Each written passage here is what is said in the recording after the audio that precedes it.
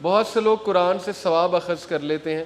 بہت سے لوگ قرآن کو پڑھتے ہیں، اس سے برکت بھی اخذ کر لیتے ہوں گے، لیکن ہدایت کتنے لوگ لیتے ہیں وہ ایک سوالیہ نشان ہے۔ ہر کوئی ہدایت نہیں لیتا ہے قرآن سے، ہدایت وہی لیتے ہیں جو قرآن کو واقعی فرقان سمجھتے ہیں اور قرآن کے آگے سبمٹ کرتے ہیں ہمبلی۔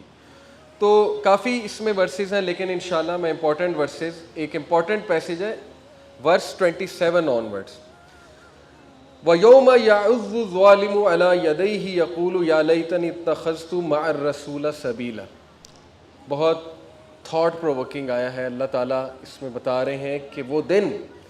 جب کہ ظالم، رانگ ڈوئر، گناہ کرنے والا،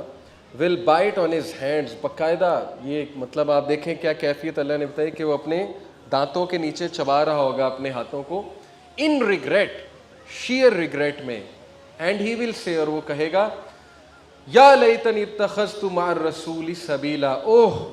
آئی wish I had taken with the messenger a way, کاش میں نے رسول کے ساتھ راستہ اختیار کیا ہوتا، کاش میں رسول کے ساتھ چلا ہوتا۔ اور اس سے اگلی آیا وہ بہت تھاٹ پرووکنگ ہے،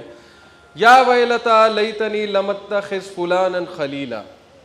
ہائے کاش کاش کہ میں نے فلاں اور فلاں کو دوست نہ بنایا ہوتا۔ یعنی آپ اس کا ریگریٹ چیک کریں قیامت والے دن، اور یہ باقاعدہ ایک شخص ہے، اس کا نام بھی ہے، میرے ذہن سے بھی نکل گیا، سیرت کے پس منظر میں ایک شخص کے بارے میں آیت نازل ہوئی تھی کہ وہ قیامت والے دن یہ ریگریٹ کرے گا، اور ظاہر ہے کہ یہ ہر اس شخص پہ اپلائی ہو رہی ہے کہ جو رسول کو چھوڑ کر بیڈ کمپنی میں انوالو ہو کر جو ہے وہ کچھ گناہ کر جاتا ہے تو وہ ریگریٹ کرے گا باقاعدہ، یعنی سنت کے اگینسٹ جا کے دوسرے راستے اختیار کرنا، اور وہ کہے گا کہ اس شخص نے مجھے اللہ کی یاد سے غافل کر دیا، اور شیطان بے شک انسان کو چھوڑ دینے والا ہے، ڈیزرٹ کر دینے والا ہے، یہ اگلی آیا میں ہے۔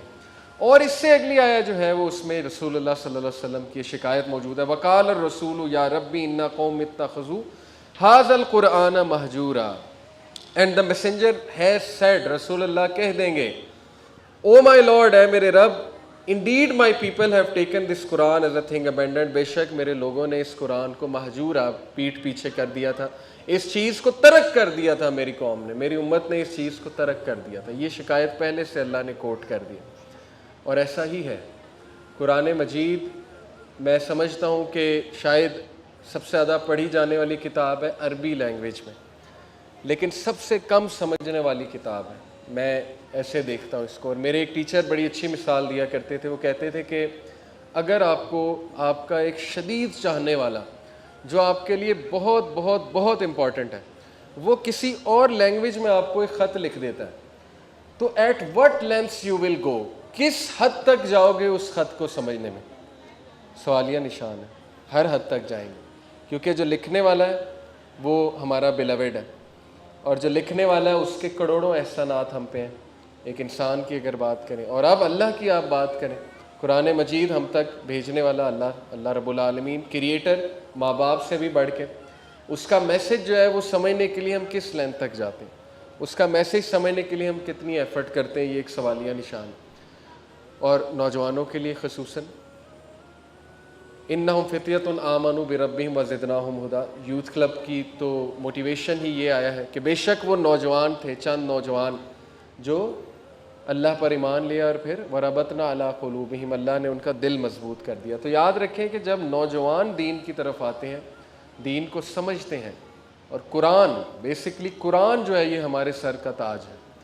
قرآن کو سمجھنا، وہ بھی جوانی میں سمجھ لینا، اس سے تو بڑی نعمت ہو ہی نہیں سکتی انسان کے اوپر۔